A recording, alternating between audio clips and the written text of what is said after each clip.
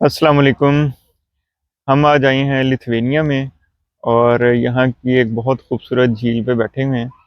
तो हमारे साथ दो स्टूडेंट्स और मौजूद हैं, ज़ैनुल आबिदीन और तलहा हफीज़।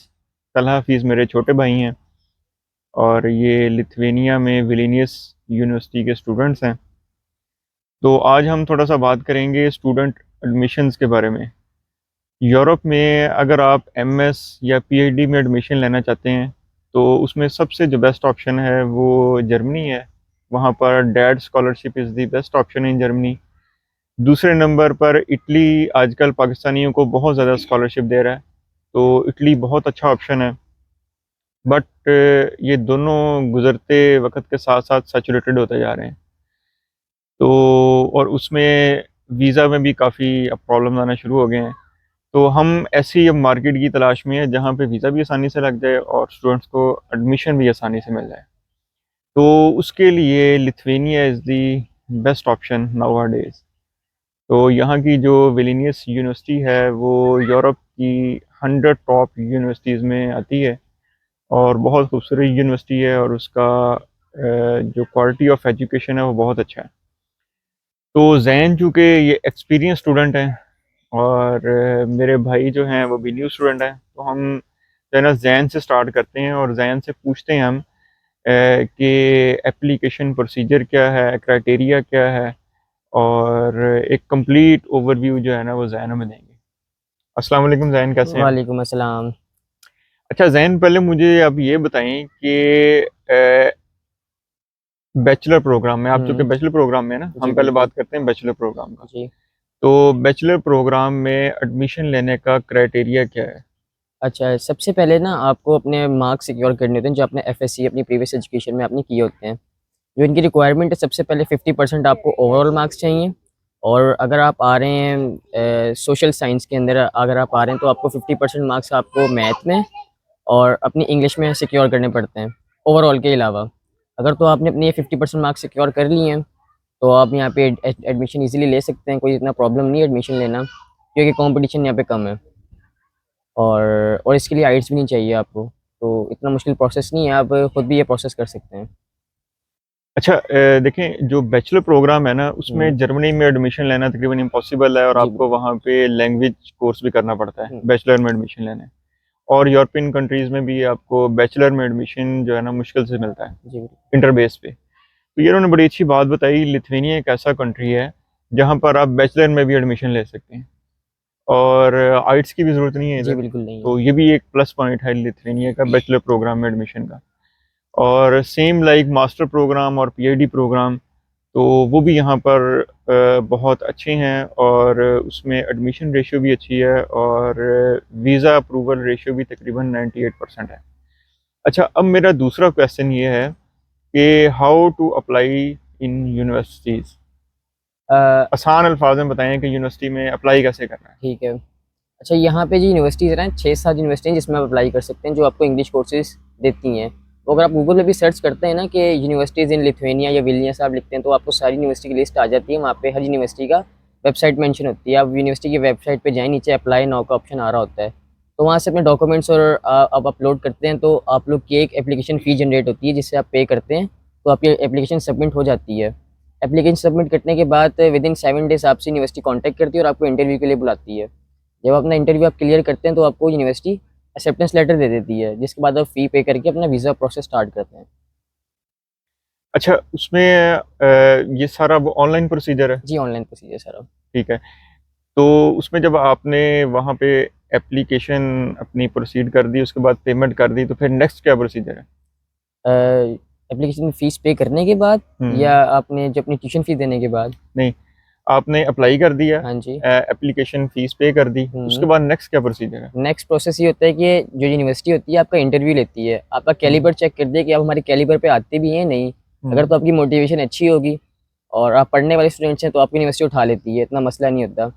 लेकिन अगर आपकी मोटिवेशन वीक होगी, तो यूनिवर्सिटी आपको लिख देगी कि भई हमें आपकी मोटिवेशन ठीक नहीं लगी। तो मोस्टली यही होता है कि आप लोग का एक्सेप्टेंस लेटर आ जाता है। उसके बाद ये होता है अपनी अपनी फ़ीस जमा करवानी होती है यूनिवर्सिटी को, जो आपकी बैचलर्स की तो 3400 यूरो फ़ीस है, 3400 से लेके 4000 के दरमियान में फ़ीस है। हम्म। और मास्टर की थोड़ी ज़्यादा है। मास्टर की कितनी फीस है? मास्टर की फ़ीस स्टार्टिंग 4400 से होती है और सही है। 5500 तक जाती है। अच्छा, उसके बाद एक्सेप्टेंस लेटर आ गया, हाँ अब जी। आपने वीज़ा के लिए अप्लाई करना है। हाँ जी, जब आपका तो वीज़ा एप्लीकेशन का क्या प्रोसीजर है? जी, ठीक है। जब आपका एक्सेप्टेंस लेटर आता है, तो आपको नीचे एक लाइन लिखी होती है कि जब आप चाहें हमसे आप मेडिसिन लेटर ले सकते हैं। मेडिसिन लेटर एक ऐसी चीज़ है जिस पे आप अपना वीज़ा अप्लाई करते हो माइग्रेस के अंदर। हम्म, मेडिसिन लेटर पे ही आपकी अपॉइंटमेंट बुक होती है वीएफएस की और आपको वीएफएस जाना पड़ता है अपने फिंगरप्रिंट्स के लिए। तो जब आप फिंगरप्रिंट्स अपने दे देते हैं, अपनी वहाँ साइन वगैरह कराते हैं, तो विदिन 21 वर्किंग डेज़ होता है वीएफएस का टाइम टीआरपी आने के लिए। तो विदिन 21 वर्किंग डेज़ में आपका टीआरपी इशू हो जाता है। अच्छा, अब जो स्टूडेंट पाकिस्तान से देख रहे हैं, पाकिस्तान में लिथुआनिया की एम्बेसी नहीं है, जी, तो बिल्कुल। वो क्या करें? आपको वीएफएस जाना पड़ता है। वीएफएस दुबई चले जाओ, बाकू चले जाओ, मलेशिया चले जाओ, फिलीपाइंस चले जाओ, जहाँ-जहाँ पे वीएफएस सेंटर हैं, वहाँ जा सकते हो, वहाँ जाके अप्लाई कर सकते हो। तो इतना मुश्किल काम नहीं है। अच्छा, इसमें जो है ना, Baku is the best option I हाँ थिंक, जी। क्योंकि उसका वो ऑनलाइन वीज़ा वहाँ हाँ अप्लाई जी, होता है और बिल्कुल। आप चले जाते हैं। अच्छा, उसकी पहले अपॉइंटमेंट लेनी पड़ती है? जी, बिल्कुल अपॉइंटमेंट लेनी पड़ती है आपको। ऑनलाइन हाँ अपॉइंटमेंट? जी, ऑनलाइन अपॉइंटमेंट लेनी पड़ती है आपको। अच्छा, वहाँ जाके हमने अपने फिंगरप्रिंट दे दिए, तो उसके बाद नेक्स्ट? नेक्स्ट आपने वहाँ एम्बेसी को अपनी उसकी फ़ीस जमा करवानी है टीआरपी की हम्म। और बस आपने आ जाना है घर आ जाना है। फिर आपको एक इंटरव्यू कॉल आती है, छोटा-सा आपका इंटरव्यू माइग्रेशन डिपार्टमेंट लेती है हम्म। कि भाई बंदा यूनिवर्सिटी में सही बंदा सेलेक्ट किया है कि नहीं किया, बस वो एक चीज़ चेक करते हैं। तो उसके बाद वो आपको टीआरपी इशू कर देते हैं 2 साल का। यानी देयर आर टू इंटरव्यूज, हाँ पहला जी। यूनिवर्सिटी का इंटरव्यू है हाँ और जी। दूसरा एम्बेसी का जी, इंटरव्यू है। बिल्कुल। अच्छा, ये बताएं कि यूनिवर्सिटी के इंटरव्यू में वो क्या पूछते हैं और एम्बेसी के इंटरव्यू में क्या क्वेश्चन करते अच्छा हैं, नॉर्मली यूनिवर्स जो जर्नल एक हुँ। ओवरव्यू है? यूनिवर्सिटी का जो इंटरव्यू होता है, वो आपसे आपका इंट्रोडक्शन पूछेंगे और आपकी जो प्रीवियस एजुकेशन है, उसके मुतालिक 2-3 सवाल पूछेंगे आपसे और बस आपको यही पूछते हैं, बस आपको चेक करते हैं कि बंदे की मोटिवेशन कैसी है, बंदे की मोटिवेशन के बारे में पूछते हैं कि अपने फ्री टाइम में आप क्या करते हो?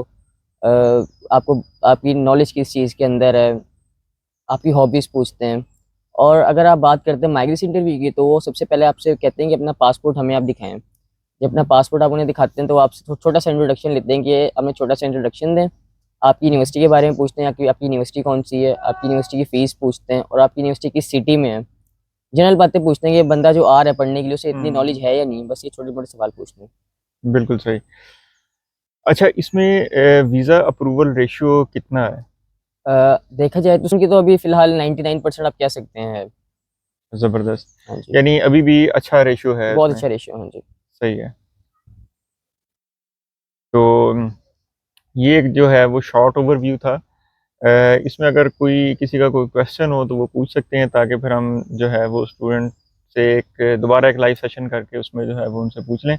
अच्छा, एक चीज़ जो इसमें बहुत इंपॉर्टेंट है वो ये है कि जो स्टूडेंट अप्लाई करना चाहें वो यहाँ पर सिर्फ पढ़ने के लिए आए, हुँ, क्योंकि यहाँ पर अपना, अगर आप यहाँ पर आते हैं और अपने लेक्चर ज्वाइन नहीं करते, छुट्टियाँ करते हैं, इधर उधर होते हैं, तो university has the authority to suspend your TRP card. तो आपका जो है ना वो टीआरपी कार्ड जो है वो रिवोक हो सकता है। तो इस वजह से जो जेन्युइन स्टूडेंट हैं वो यहाँ पर अप्लाई करें लाजमी, और एक अच्छी अपॉर्चुनिटी है और एक आसान वे है यूरोप के अंदर स्टडी का। और यहाँ से आप अपनी स्टडी कंप्लीट करें, उसके बाद आप आगे जो है किसी नेक्स्ट कंट्री भी मूव हो सकते हैं, जैसे जर्मनी, फ्रांस, इटली, जहाँ पर आप जाना चाहें।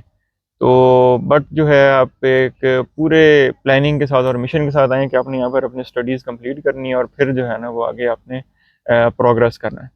क्योंकि अगर आप स्लिप हुए या इधर उधर हुए तो यूनिवर्सिटी जाना वो आपका टीआरपी कार्ड रिवोक कर सकती है इसमें। और ये बड़ी फास्ट होता है और 10 हाँ, दिन में कैंसिल हो जाता है, तो ये बिल्कुल ऐसे ही। फिर आप इलीगल हो जाएंगे।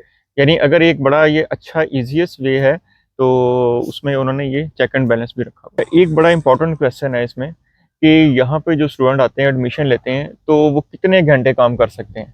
यहाँ पे वर्किंग आवर्स नहीं है अलाउ, मतलब कि आप फुल वर्क काम कर सकते हो, कोई यहाँ पे रिस्ट्रिक्शंस नहीं है वर्किंग आवर्स के हिसाब से। यानी जिस तरह बाकी कंट्रीज में आप नहीं, वीक में 8 आवर्स हैं या 10 आवर्स हैं, यहाँ पे कोई नहीं यहाँ रिस्ट्रिक्शन पे नहीं कोई है? रिस्ट्रिक्शंस नहीं है। अच्छा, नॉर्मली जो स्टूडेंट है वो काम के साथ, सॉरी, स्टडी के साथ साथ पार्ट टाइम वर्क करके कितने पैसे अर्न कर लेता है? अगर तो वो कर रहा है बोल्ट वोल्ट पे काम, मतलब फूड डिलीवरी का काम कर रहा है, तो डेली वो 50 € तो इजीली कमा लेता है साइकिल पे। In how many hours? 6 घंटों में ज़्यादा से ज़्यादा 6 घंटे अगर वो काम करता है तो 50 € इजीली बना लेता है वो अपने, सही है। 60-60 €। यानी पर मंथ तकरीबन 1000-1200 यूरो जो है वो 1500 भी कमा सकता है। अर्न कर सकता है। ठीक है। तो जी तला साहब, आपका क्या ओवरव्यू है? मेरा ओवरव्यू ये है कि मुझे एक्सपीरियंस है डिप्लोमा एसोसिएट इंजीनियर प्रीवियस जो है क्वालिफिकेशन डिप्लोमा एसोसिएट इंजीनियर। बहुत से स्टूडेंट हैं वो अप्लाई नहीं कर सकते हैं यूरोपियन यूनियन जो है जितनी भी कंट्रीज़ हैं ना वो डिप्लोमा एसोसिएट को जो है वो एक्सेप्ट नहीं करती हैं। तो यहाँ जो ये है कि SKVC एक इदारा है वो आपकी जो है क्वालिफिकेशन रिकॉग्नाइज करता है और उसके मुताबिक जो है ना वो आपको कहता है कि अगर आपने सिविल में डिप्लोमा किया तो नेक्स्ट भी आप जो है वो सिविल में ही अप्लाई कर सकते हैं। तो अपॉर्चुनिटी अच्छी है डिप्लोमा जिन्होंने किए हैं। अच्छा, और यहाँ पे लिविंग कॉस्ट कितनी है, लिविंग कॉस्ट यानी यहाँ पर पे मंथ स्टूडेंट की? आपकी 350 है, ज़्यादा से ज़्यादा, इससे ज़्यादा नहीं है आपकी। सही है, आपका 250 रेंट होता है और 100 आपका ग्रोसरी का आ जाता है। बस ये बिल्कुल सही। 350 आपका रेंट वगैरह आता है, बस इससे ज़्यादा नहीं आता। सही है, ये भी एक बड़ी ज़बरदस्त चीज़ है कि यहाँ पर उन्होंने कोई लिमिटेशन नहीं लगाई। तो नॉर्मली स्टूडेंट्स मैंने देखे हैं वो यहाँ पे बोर्ड वगैरह पे डिलीवरी करते हैं, तो पर मंथ अगर वो 1000 टू 1200 यूरो कमा रहे हैं तो इट्स वेरी गुड अमाउंट। उसमें से तकरीबन 350 हाँ 400 जी, उनका एक्सपेंस हो जाता है। तो और बाकी आई थिंक कि वो अपनी फ़ीस से जो है ना वो यूनिवर्सिटी फ़ीस निकाल लेंगे। हाँ जी, बिल्कुल। तो पर सेमेस्टर यहाँ पे क्या यूनिवर्सिटी फ़ीस चल रही है? यहाँ पे पर ईयर के हिसाब से होती है। जो मेरी जब मैं आया था मेरी फ़ीस थी 2980 यूरो, मतलब राउंड अबाउट 3000 यूरो थी। लेकिन अब थोड़ी सी फ़ीस बढ़ा दी गई है, 3400 यूरो उन्होंने फ़ीस कर दी है, 3400 फ़ीस अब की है। तो यानी अभी भी स्टूडेंट मैनेजेबल कैन है। इजीली मैनेज हाँ जी, विद अभी भी पार्ट है टाइम वर्क। मैनेजेबल, अभी भी कर सकते हैं मैनेज, कोई इतना मुश्किल काम नहीं है। जो मेहनत करता है वो मैनेज कर सकता है, मुश्किल नहीं है। बिल्कुल ज़बरदस्त। बाकी अगर कोई भाई गाइडलाइन लेना चाहे तो वो काइंडली कमेंट में कमेंट कर दे। तो क्वेश्चन तो हम फुल कोशिश करेंगे कि उन्हें फुल जो है ना वो गाइड किया जाए और हेल्प आउट किया जाए कि यहाँ पे एडमिशन भी सिक्योर करें और अपना बाकी जो प्रोसीजर है वो भी कंप्लीट करें। तो शहजाद साहब मेरे साथ हैं, ये एक एक्सपीरियंस पर्सन है, तो इनसे भी इनकी राय लेते हैं कि इनको कैसा लगा स्टूडेंट्स से मिलके और कैसी अपॉर्चुनिटी है स्टूडेंट्स के लिए। उसामा, बहुत शुक्रिया। जो कल से हम यहाँ पे आए हुए हैं तो मैंने ये देखा है कि पाकिस्तानी स्टूडेंट्स काफ़ी मेहनत कर रहे हैं यहाँ पे और काफ़ी बड़ी तादाद में आए हुए हैं और यानी कि खुश आइंद है कि पाकिस्तान के स्टूडेंट जो अपनी एजुकेशन के साथ अपने पाँव पे भी खुद खड़े हो रहे हैं। तो एक अच्छा मुल्क है, अच्छी अपॉर्चुनिटी है, यूरोप का हिस्सा है, शेंजन कंट्री में है और यहाँ पे आना चाहिए। लेकिन यहाँ पे एक जो सख्ती है कि यहाँ पे मिस यूज़ नहीं करना, क्योंकि यहाँ पे अगर आप सोचते हैं कि हम यहाँ आगे पढ़ने नहीं आए और यहाँ से आगे निकल जाएंगे, वो उसका कोई फ़ायदा नहीं है। क्योंकि यहाँ यूनिवर्सिटी ने 10 दिन के अंदर अगर 10 दिन यूनिवर्सिटी नहीं जाते तो आपका वो वीज़ा और जो TRP कार्ड है वो कैंसिल कर देंगे, तो फिर आप पूरे यूरोप में इलीगल हैं, उसका कोई फ़ायदा नहीं होगा आपको। तो बेहतर ये है कि आप अगर आप एजुकेशन भी प्रॉपर हासिल करें और आप साथ में थोड़ी बहुत पार्ट टाइम काम भी करें तो आप अपना गुजारा कर सकते हैं। तो 2-3 साल अपनी एजुकेशन कंप्लीट करें, उसके बाद आपकी अपॉर्चुनिटी आपके लिए रास्ते खुले हैं। और एक और मैं गाइडेंस करना चाहता हूँ कि जो लोग आना चाहते हैं वो आने से पहले अगर ज़बान सीखने शुरू कर दें तो वो ये होगा कि जब वो यहाँ आएंगे इनको थोड़ी बहुत ज़बान की नॉलेज होगी, प्लस अगर आप ज़बान कर लेते हैं फिर आपके पास जॉब अपॉर्चुनिटी बहुत बेहतर होती है। तो ये मैं रिकमेंड करता हूँ कि एक अच्छा कंट्री है, लेकिन आपने यहाँ पे आके कोशिश करनी है कि जॉब के साथ साथ पढ़ाई के साथ ज़बान भी सीखनी है, फिर आपके लिए जो है रास्ते और दरवाजे बहुत ज़्यादा खुलेंगे। बहुत शुक्रिया। जी, बहुत अच्छी बात की, क्योंकि एज ए पाकिस्तानी हमने अपने कंट्री का इमेज जो है पूरी दुनिया में एक अच्छा बनाना है। तो बदकिस्मती से जो हमारा माजी में इमेज बन चुका है उसे हमने ठीक करना है। तो जब हम यहाँ पे आएंगे, स्टडी करेंगे और अपने काम से काम रखेंगे तो हमारे मुल्क का इमेज जो है वो एक अच्छा जाएगा। और दूसरा, लैंग्वेज बहुत अच्छी बात है, यहाँ की जो नौजवान नस्ल है वो इंग्लिश बोलती समझती है, बट जो इनकी लैंग्वेज